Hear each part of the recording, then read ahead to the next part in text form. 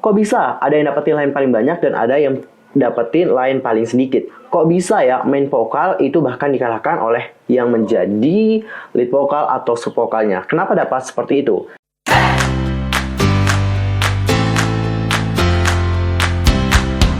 Annyeonghaseyo, Yusuf Kimimida. Welcome back to my channel. Gimana kabar kalian hari ini? So fine, so good, nothing problem kan? Nah, for this time kita akan membahas tentang apa sih yang sebenarnya terjadi dengan Blackpink.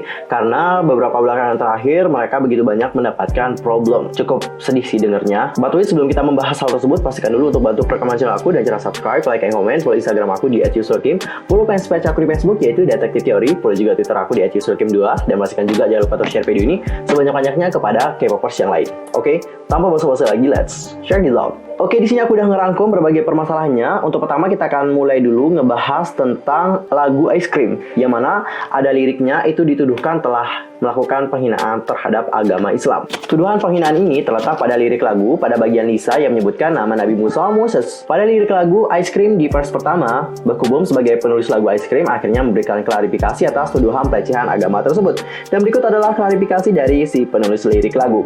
Musa membelah laut merah, untuk siapapun yang belum tahu ceritanya. Jadi pada dasarnya aku akan membutuhkanmu untuk mengatasinya jika kau adalah priaku. Itu standarnya. Jika kamu tidak dapat membelah laut, maka kamu tidak dapat berpesta denganku. Melihat pernyataan dari Baekhyun tersebut, banyak orang yang telah memberikan protesnya di sosial media. Istilah Nabi Musa membelah laut merah dianggap mengandung makna eksplisit.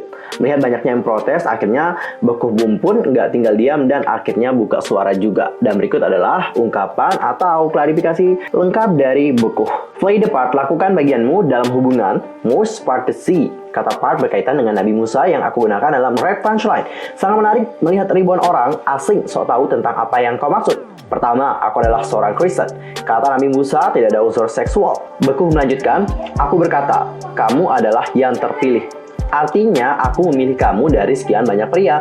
Kemudian aku bilang berperan sebagai Musa. Dan aku jelaskan kisah sejarah menurut Injil karena Nabi Musa telah membelah laut.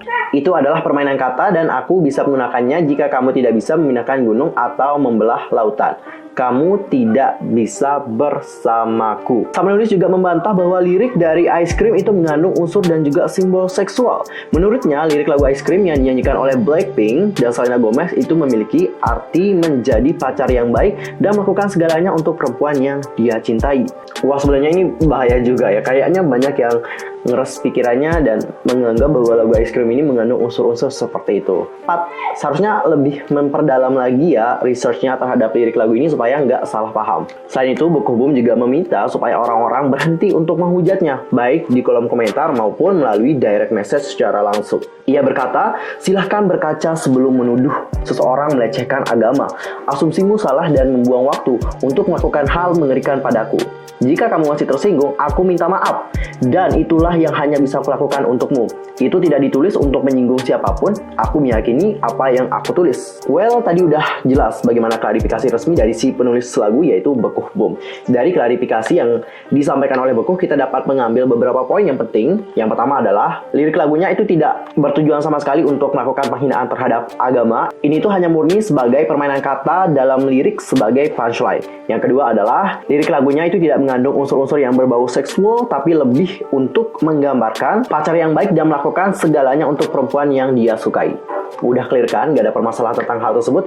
Jadi sebenarnya aku agak bersimpati banget kepada Lisa Blackpink. Entah mengapa di bagian Lisa ini pasti selalu memiliki kontroversi dengan yang namanya agama. Nggak di How You Like That, nggak di Ice Cream. Jadi hal yang serupa. Jadi cukup miris banget sih ngelihatnya. Aduh. Semoga mental dari Lisa nggak down dikarenakan hal tersebut ya. And the next adalah kita akan membahas tentang masalah dari Lisa Blackpink, yang mana baru-baru ini dia mendapatkan banyak banget hate comment. Hate comment yang didapatkan oleh Lisa dapat kalian lihat di postingan Instagramnya. Kalau kalian lihat di bagian kolom komentar itu banyak banget yang udah memberikan komentar buruk kepadanya. Dan aku nggak mau nampilin komentar-komentar tersebut karena emang sangat menyakitkan banget. Kalau kalian benci sama seorang, nggak seharusnya lah kalian seperti itu ya. Karena banyak banget yang menyuruh Lisa untuk melakukan hal-hal yang sangat buruk kepada dirinya. Aduh, itu emang benar-benar parah banget sih. Dan kalau aku lihat tweet dari para Blink, itu banyak yang mengungkapkan bahwa mereka seakan-akan pengen nangis saat melihat komentar-komentar buruk yang ditujukan kepada Lisa. Terus kenapa sih Lisa ini mendapatkan banyak banget hate comment dari para netizen? bahkan dari Blink sendiri. Why? Kenapa dapat seperti itu? Salah satu penyebabnya adalah dikarenakan Lisa ini mendapatkan line paling banyak di pembagian lagu untuk lagu Ice Cream. Dapat kalian perhatikan pie chart yang berikut ini.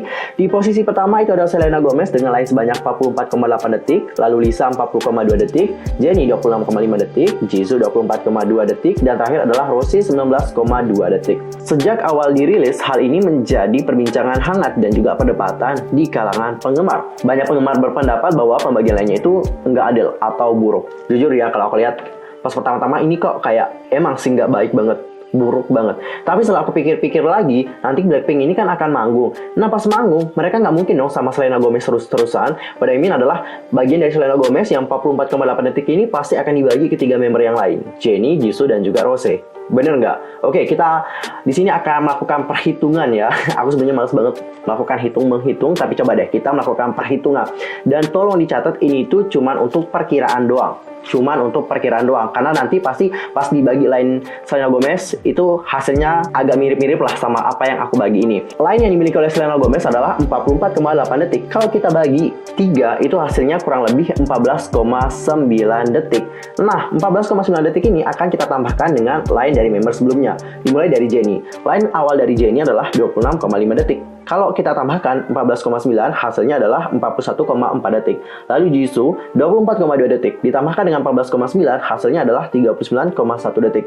And the last adalah Rosé yang awalnya 19,2 detik. Ditambah dengan 14,9 detik, hasilnya adalah 34,1 detik. Tapi mohon dicatat ya, ini tuh cuma untuk perkiraan semata, oke?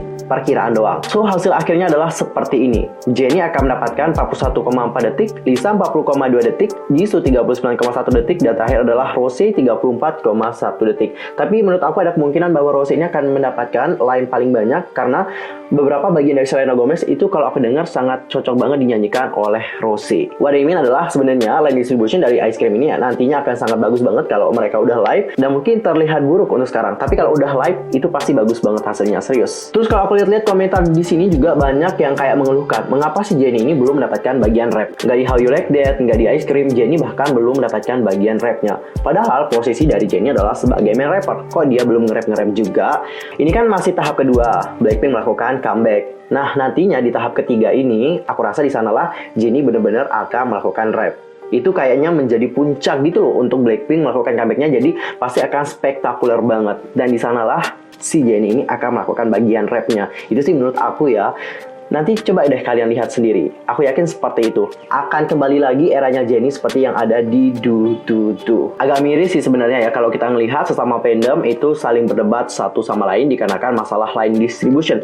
Tapi sebenarnya masalah line distribution itu emang masalah dari awal banget. Semua fandom K-pop nggak cuma Blink, tapi semua fandom dari K-pop itu emang selalu mempermasalahkan masalah dari line distribution. Coba deh kalian lihat line distribution yang ada di YouTube. Itu kalau kalian ngelihat komentarnya banyak banget yang memperdebatkan masalah tersebut.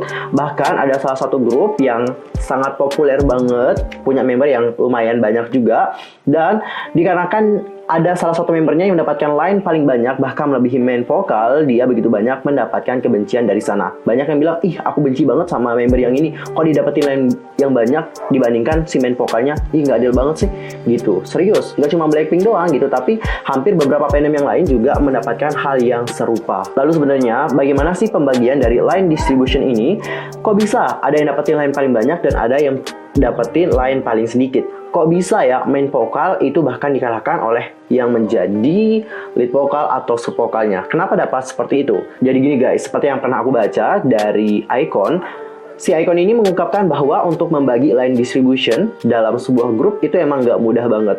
Perlu banyak pertimbangan. Apa aja pertimbangannya? Yang pertama adalah posisi dalam grup. Jadi posisi ini emang sangat penting banget gitu untuk menentukan bagian kepada masing-masing member. Yang kedua adalah jenis lagunya. Jadi jenis lagu emang kayak menentukan seberapa banyak seorang member itu mendapatkan line yang paling banyak. Semakin karakter suaranya itu cocok dengan jenis lagunya, maka dia akan mendapatkan line yang paling banyak juga. Jadi meskipun dia main vokal, tapi kalau karakter suaranya mungkin belum terlalu pas atau belum terlalu sesuai dengan jenis lagu tersebut, pasti dia nanti akan dapatin line line yang mungkin tidak terlalu banyak. Yang paling banyak dapetin line pasti member dengan karakter suara yang paling cocok atau paling pas sesuai dengan lagu tersebut. Yang ketiga adalah masalah kesehatan saat idol tersebut menjalani perekaman. Kita ambil contoh aja si Dahyun ya.